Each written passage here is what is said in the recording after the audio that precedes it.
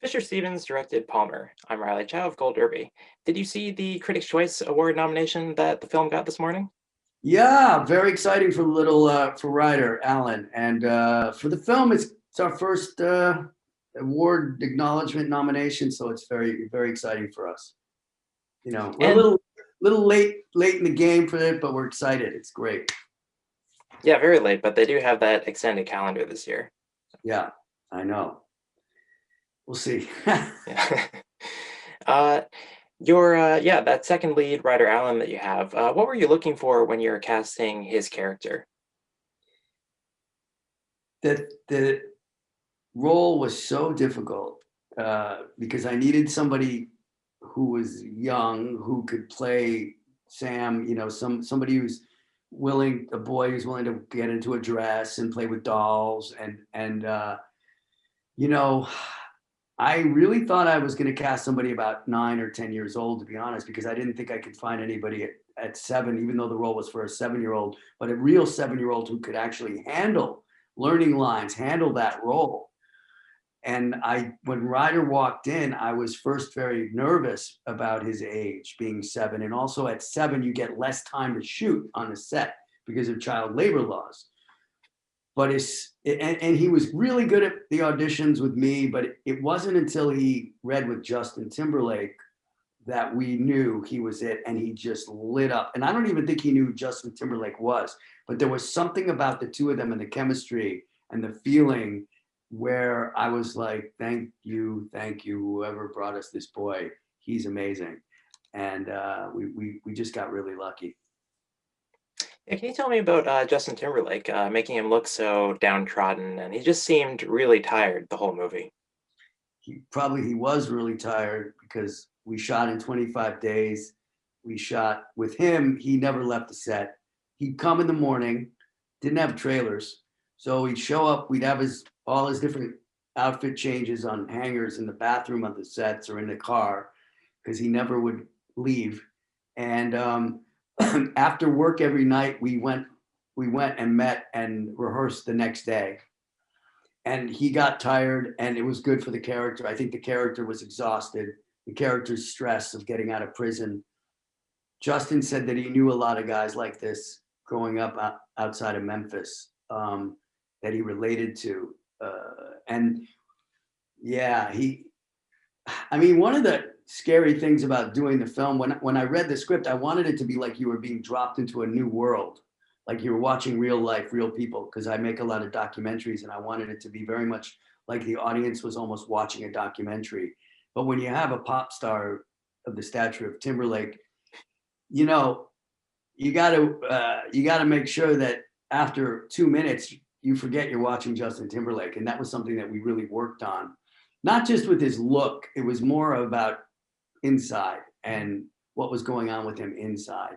So that was a challenge that we were excited about, and we spoke to white boy Rick Wersha, the real white boy Rick, not the actor, who just was about to come out of prison. And Rick really helped both Justin and I understand what it was like to be in and about to come out, because Rick was about to come out, and had been doing kind of half time in and out. So he was a perfect moment to discuss with Rick like what that was like. So he was a great help to both of us as well to get Justin in the place that he needed to go. I saw you mention in another interview that you, I think, spent months going into people's homes and just observing. Can you tell me what that means?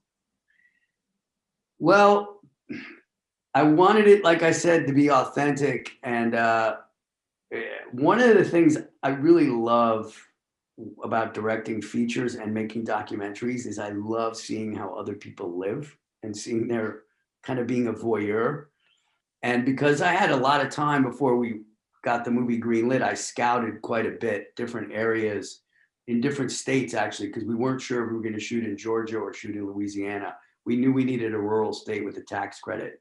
It was written for Alabama, but I spent a lot of time going into people's homes and trying to replicate those places that I saw and make it almost identical to when you see the movie. My set designer, Happy Massey, we just took tons of pictures, and I even took Happy on a couple of scouting trips before we were even greenlit, just to kind of feel this world, feel the characters. And so we stole quite a bit from different places we saw, and also just accents. And I had I had people like for June Squibb, who played Vivian. I found this great woman who read all of June's lines, so June could get that accent down.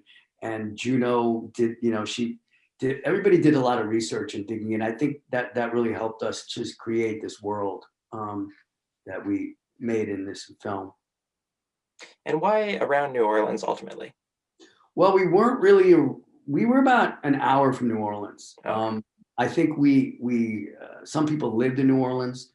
Uh, I had an apartment in a place called Ponchatoula, Louisiana, which is like an hour right toward Mississippi, toward the Mississippi border. We shot in Ponchatoula, we shot in Hammond, we shot in a place called Amite, and we shot in a place called Reserve, Louisiana. We made all those one town because what we needed wasn't in one real town, but we wanted real rural, man. And these are really rural places. And there's something just really interesting about seeing the same people every day. I mean, Brooklyn, you walk out of your apartment, your house, whatever, you see some, hey, how are you, neighbor? But this is like going into town, and these are tiny towns, really small towns. And it was a whole different feeling, a whole different flavor. And we wanted that to be authentic. So that's why we chose that place. And that's why we didn't shoot in New Orleans. It's why we schlepped. The crew had to drive. Some of them, it was tough, but it was well worth it, I think, to create that vibe. And why shoot in anamorphic format for such a character-driven drama? I kind of Oh, think of that more for like, landscapes and vistas. well, we didn't. We used the K35s. So we used these old lenses from the 70s. Actually, Ridley Scott used them for Blade Runner. It was more to get an older look. It wasn't Mhm. anamorphic. But Tobias and I did shoot a documentary on electric car racing where we did use the anamorphics. But this one we used the old K35 lenses and the Sony Venice camera to get us that kind of feeling of film, I think, more than anything else, because we didn't get to shoot on film, you know. It sounds like the screenwriter was actually quite involved in the actual production of the film, based on other videos I've seen, which is not necessarily that common, or as common as you might think in the film industry, especially with this script, which was written 4 or 5 years ago. So can you tell me about involving her? Cheryl always asks me if this movie gets made, I really want to learn. I want to be around. I want to be part of the process. And I was all for it. I guess because I come from the theater and I'm so used to working with playwrights, I was allowing her to be part of the process. And if I did, Justin and I did a bunch of rewriting on the rehearsals and on the day. And I thought it was nice to have her around. I mean, if she was willing to not be paid and just come, then that was great. So I didn't mind having her around, but it wasn't like it wasn't like she sat by the monitor every day. And the one thing I have to say about making this movie again, that was much different than for me to make any of the movies I've ever made. I've only made 3, but this time it was just me and the DP by the monitor. Really, I mean, they had the monitor that could be over there, but we really kind of stayed very focused, and got to basically make the movie we wanted to make. And if I was confused, I would say Cheryl, I'd ask her once in a while, or if she came in and had a real strong thought, I would say, oh, that's a good idea. Or I'd say, Cheryl, no, you know. But I liked having her there. It was nice to have the writer there, and we did mess with lines, and I made some changes to the script that at the time she was not happy with, but in the end I think she's ultimately really happy. And there were other times where I said, Cheryl, what can we do here? And she'd come up with something. So it was very simpatico. We were simpatico, but I didn't mind it. It's very much like that. We tried to create a company, not only for the writer but for the actors, and I like making it so everybody feels like they're part of the process. It's part of the beauty of collaborating and making a film. Yeah, I've seen you talk about involving Justin Timberlake before shooting, about kind of going over the script. I'm wondering, how did you adjust the character for him in those discussions? Well, Justin had a very intelligent outlook on the film, and I was one of the reasons I was so excited to work with him was his intelligence as an actor was quite evident when we started talking about the script. And I think because Justin comes from rural, the rural South, not quite as South, but Tennessee, he had a few opinions, and he also kind of knew the way people speak down there, and he would flag certain things that didn't feel authentic to the place. Um, and there were also some changes in the ending of the script that Justin and I kind of worked on together with Cheryl to try to make it as non, let's say, corny as possible. Let's say to make it, you don't really know what's going to happen. I mean, I don't think Palmer is going to go off. Him and Sam are going to live happily ever after. It's still going to be a bumpy road, but they have that beautiful moment where they come together, and life is going to be much better than it was for sure. But we didn't want to tie it up with a neat bow, and we changed the ending a bit. Justin was his idea, which I thought was good. Not to have necessarily them go off in the sunset with the teacher as well. Keeping the teacher, well, they're together, but are they together? Will they last? Who knows? It's not about the relationship with the teacher. It's about the relationship with Sam and Palmer, and that was what we stuck to. But Justin was a great partner. Like I said, we'd work 12-hour days, and then we go over the next day's work and just make sure we all felt good about what we were going to do the next day, because we knew once we got on that set with that 7-year-old boy, we wouldn't have that much time. So we had to have our shit together. Yeah.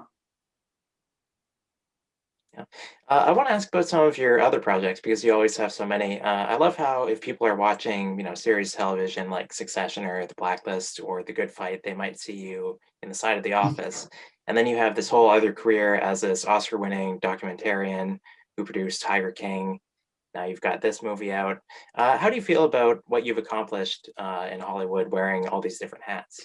Well, one thing is cool. I accomplished it in New York, which is cool. I didn't go to Hollywood to do it, but I like Hollywood. It's fun. The weather's nice. I don't. Yeah, it's like very good moment right now because I feel Palmer took 4 years to get going, and it's just a wonderful thing to actually push through to get something made and feel good about it.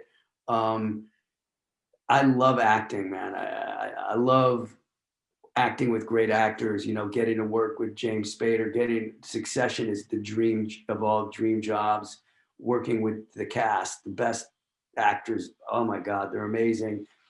And the directors like Mark Mylod, I love working with him. And it helps, it feeds me into this other stuff that I do. And I feel like I never get bored, and I'm always like, wow, okay, now I have to learn this line. I have to learn lines, and then I go and do a shoot for the Lincoln. I'm making a documentary now on the Lincoln Project, so then I got to go do a Zoom because we can't shoot anymore. But go do a Zoom on the Lincoln Project. Then I got to look at footage from the Lincoln Project. Then I got to go learn more lines. Then I got to go talk to you for Palmer.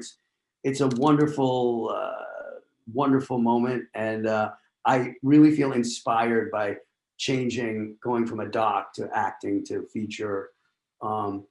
I just would love to find another feature or fiction. Fiction was really, this was a great experience doing Palmer, directing actors and getting to work with, my friends as designers, my friends who produced it, Panotti and Charlie Corwin, Charlie Wessler. It was kind of a dream. So I don't know, they're not all like that, but it's a fun moment during COVID when so many people are having a rough time. I just feel really grateful and lucky right now.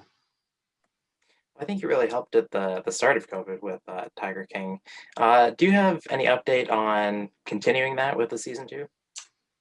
There may be something coming up. I mean, I can't really talk about it, but I know, regardless of whether you see it on Netflix or not, I know these stories are still unwinding and unfolding. And yeah, um, there was a moment on January 6th when we thought that Trump was actually going to pardon Joe Exotic in the last of his pardons, or January 20th. But then obviously it didn't happen. But we, believe it or not, I think Joe Exotic was probably one of the names that Trump was thinking of pardoning before he left office. So it's crazy. And then finally, just one more COVID question, I guess. Since you make all these, environmental documentaries, raising extinction is something that everybody should see. How has your perception of the climate crisis changed with COVID? Well, I mean, the biggest beautiful change is that Trump is out of office for the climate. Because the one thing that Trump did that I was the most nervous about was damaging the planet, whether it's pulling out of the Paris Accord, whether it's mining and drilling in the national parks, whether it's taking big ears and cutting it in half, whether it's letting lead and arsenic go into our rivers, whether it's changing the mileage. I mean, I can go on about then. So the COVID, I think, started waking people up, and people started going, wow, the air is clean. Oh my goodness, maybe I don't need to have all these cars, or maybe I don't, like I think it has woke people up to a big degree, but we're still not anywhere near out of the woods. And what I fear now, and maybe my next documentary will be about dark money because what you're seeing now is all these dark money people putting. A lot of them, by the way, are the same people that did not want to acknowledge that Joe Biden was the president. People that put money into that movement are the same people that are putting money into the oil and gas. It doesn't pollute, and climate change is a hoax. So there's a lot of parallels. So I'm hoping and trying to stay positive that we're moving. Biden is definitely doing great stuff already, and I'm hoping we stay moving in the right direction. And then COVID has definitely woke people up. And as my shirt says, there is no planet B. But I'm feeling much more optimistic. And yeah, I'm always looking. That's the one thing I'm always like writing Leo about. Like, well, should we do a documentary on this now, or should we? Because there's just so much. We're always, trying to figure out what to do next. But making documentaries about the environment is very tough. Although I am producing a cool one on the Amazon that these young directors that I love. So Okay, for sure. Well, thanks very much for taking the time to chat. Palmer is now on Apple TV Plus, and we look forward to, Succession and that Lincoln Project documentary. thank you. Great to talk to you.